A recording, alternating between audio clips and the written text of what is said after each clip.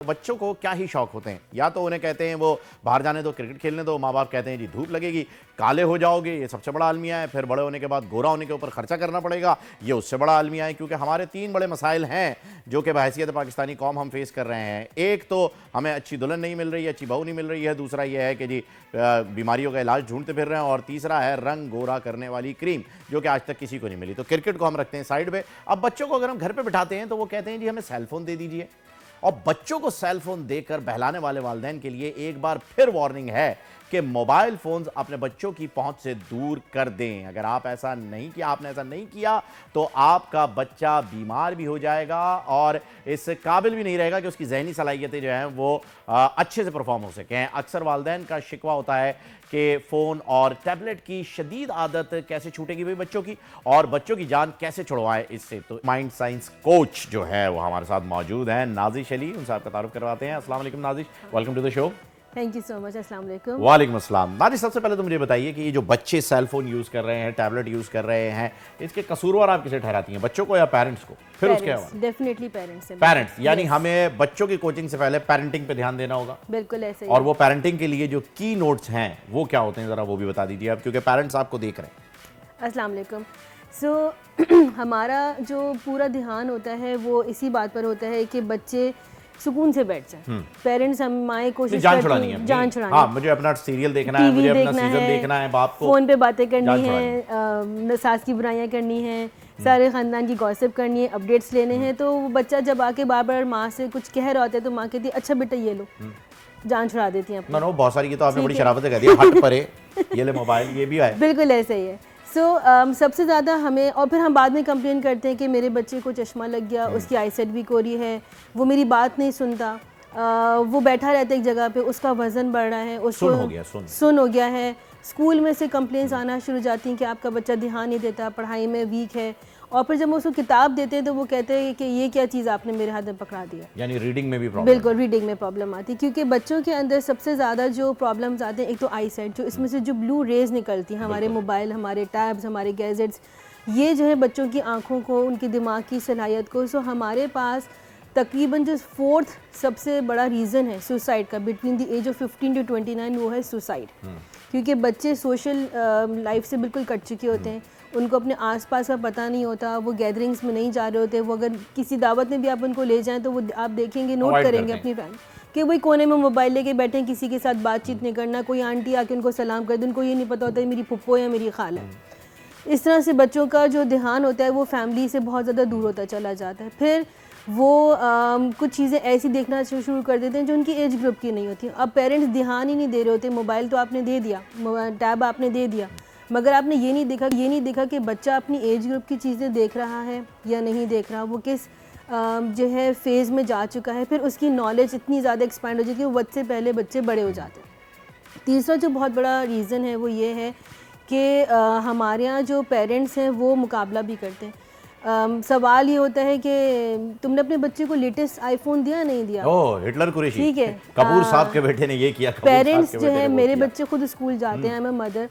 सो मैंने देखा कि पेरेंट्स मुझसे बहुत अक्सर पूछते हैं कि आपके बच्चों के हाथ में हमने कभी मोबाइल, लाइक मेरे बच्चों ने आज तक मोबाइल देखते हैं। ऐसा नहीं कि आपने उनको बिल्कुल सोशल बाइकआउट कर देना, आपने उनको देना नहीं, आपने इस चीज़ को रोकना नहीं, बट येस आपको you have to draw line, आपने बाउंड्री सेट करनी कि आपने कब देखना है, कब नहीं देखना। अगर आप डिनर टेबल पे बैठे हैं तो आप नहीं रखें, आप रूल सेट करें अपने बच्चे के लिए। Yes, house rules, outside rules. अगर आपने किसी गैदरिंग में जाना है, हेलो करा, अननेसेसरी एंड एक्सेस यूज़ नहीं होना चाहिए, एक्सेसिव यूज़ नहीं होना चाहिए किसी भी चीज़ का। एक्सेस यूज़ तो देखिए ना, अगर आप 1 टीस्पून शहद खाते हैं तो आपको मज़ा आता है, टेबल स्पून खा लेते हैं तो कड़वा लगने लग जाता है। बिल्कुल ऐसा एक्सेस किसी भी चीज़ का जो है वो सिवाय इन्फॉर्मेशन के सही नहीं होता है। तो एक्सेस आप किसी पे भी ना जाएं। बाकी जहाँ तक आपने बात की ना कि बच्चे सुन हो जाते हैं, तो मैं एक स्टोरी पढ़ रहा था, आई थिंक शायद विकीपीडिया पे या किसी और फोरम पे, उसमें एक बड़ा मशहूर कार्टून है डोरेमोन, उसकी स्टोरी लिखी हुई थी कि जी नोबिता जो है वो एक रियल कैरेक्टर था, एक असली बच्चा था। उसने अपने जहन में इस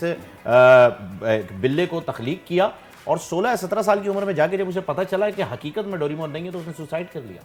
ऐसे ही है, वो इतना कनेक्टेड था उसके साथ, बिल्कुल ऐसे इस हद तक और हमारे बच्चे अपने कैरेक्टर्स के साथ इतने ही कनेक्टेड होते हैं। बिल्कुल ऐसे जब वो ही कहते हैं मेरी बर्थडे के ऊपर सुपरमैन होना चाहिए, आयरन मैन होना चाहिए, स्पाइडरमैन होना चाहिए, मैंने काफी केसेस ऐसे सुने हैं कि स्पाइडरमैन की तरह छलांग लगाते हुए बच्चे अपने टेरेस से जो है वो कूदें, टांग तोड़ लेते हैं। बिल्कुल सर, ऐसा ही है। बिल्कुल तो इस ऐसे ही चीज है। को मैं चाहूंगा कि आप सबसे पहले, अगर पेरेंटिंग की हम बात कर रहे हैं, तो इस चीज को फोकस करें और एड्रेस करें कि उन्हें बताएं सबसे पहले कि ये सारी चीजें फेक हैं। बिल्कुल ऐसे ही है।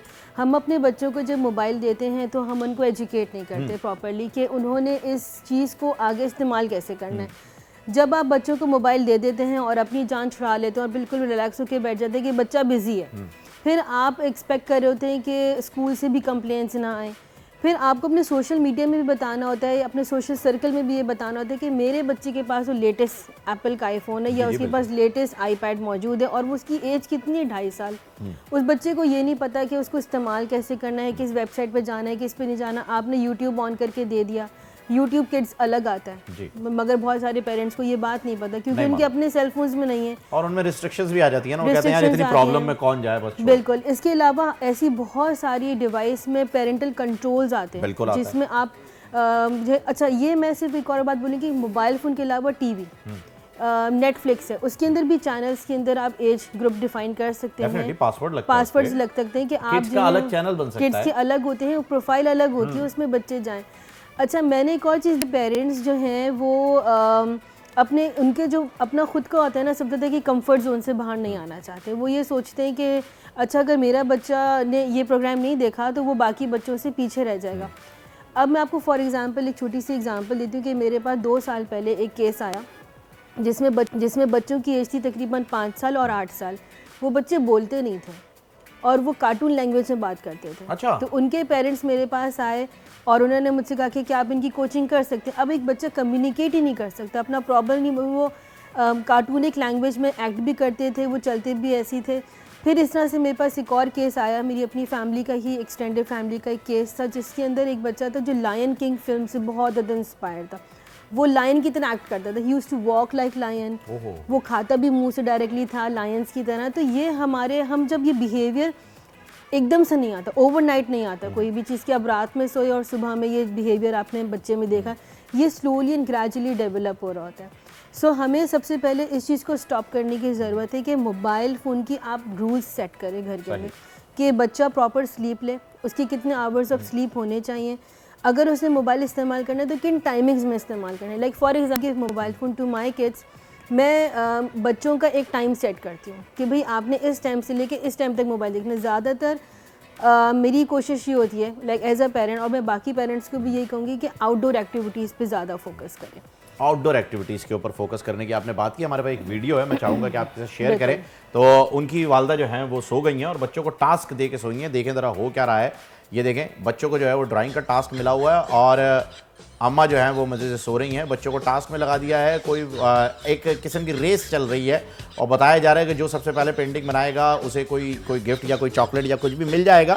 लेकिन ये मेरे ख्याल में मोबाइल देने से ज़्यादा बेहतर है, क्योंकि अगर आप मोबाइल बच्चों को देते हैं तो आपको ये नहीं पता चलता है कि मोबाइल के ऊपर वो देख क्या रहे हैं। फिलहाल एक क्रिएटिव एक्टिविटी चल रही है, मेरे नज़दीक जो है वो ये चीज़ ज़्यादा बेहतर है बनस्बत मोबाइल के, कि अगर आपने ऐसा कोई एक्टिविटी पे बच्चों को लगाया हुआ है तो ये ज़्यादा सही है।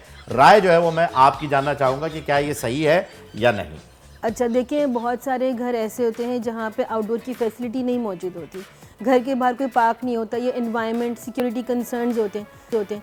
ये एक्टिविटी बिल्कुल ठीक भी है, मगर हाँ माँ को ज़रूर ये देखना चाहिए, बेफिक्र होकर ऐसे सो भी नहीं जाना चाहिए कि बच्चों को आप बिल्कुल ही निगलेक्ट करके अपनी जान छुड़ा के आपने कागज़ पेंसिल दे के छोड़ दिया। ज़रूर देखें कि वो बना के रहें। बेहतर ये होता है कि उनके साथ पार्टिसिपेट करें, ठीक है। अब जब बच्चे के साथ पार्टिसिपेट करेंगे, बच्चे की लर्निंग भी इससे बढ़ेगी, बच्चा एंजॉय भी करेगा और आपका एक रिलेशनशिप भी जो पेरेंट का और बच्चे का है वो डेवलप होगा।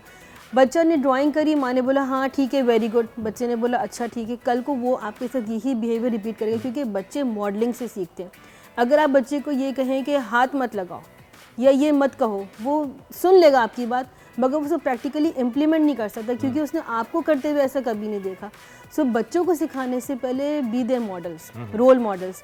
हम देखते हैं कि फादर जो है घर पर आ रहे हैं, मोबाइल लगा हुआ है, डिनर तक मोबाइल चल रहा है, फिर किसी गैदरिंग में बैठे मोबाइल चल रहा है, बच्चों से बीवी से बातचीत नहीं हो रही है, माँ फिर अलग अपना मोबाइल उठा लेती है, बिस्तर पे लेटे हुए हैं, टीवी चल रहा है, तो आप बच्चों के साथ कोई एक्टिविटी प्लान करें, वीकेंड्स प्लान करें, एक टाइम जब आप घर आ जाएं तो आप डिसाइड जो ऑफिस में ही अच्छा, छोड़कर आप ये बताइए ना नाज़िर साहिबा कि अगर हम अपने पूरे 24 घंटे को प्लान करना चाहें बच्चों के लिए और एक्टिविटी करना चाहें, कोई आप बाहर जाएं खेलने के लिए, क्या किया जाए? मतलब उन 24 घंटों को कैसे डिवाइड किया जाए, ज़रा ये तो बताएं। बिल्कुल सही है। सुबह में बच्चे आपके स्कूल गए, बिल्कुल गए, ठीक है। जो हाउस वाइफ्स हैं उनके लिए मेरा सजेशन ये है कि वो अपनी जो कुकिंग की एक्टिविटीज़ हैं या जो भी उनके हाउस होल्ड कोर्स हैं, उनके अपने काम हैं, वो उनको बच्चों के आने से पहले मैनेज कर लें, ताकि जब बच्चे आए तो वो उनको फुल अटेंशन दे सकें, ना कि बच्चों को आप छोड़ के अपने कामों में लगे हुए।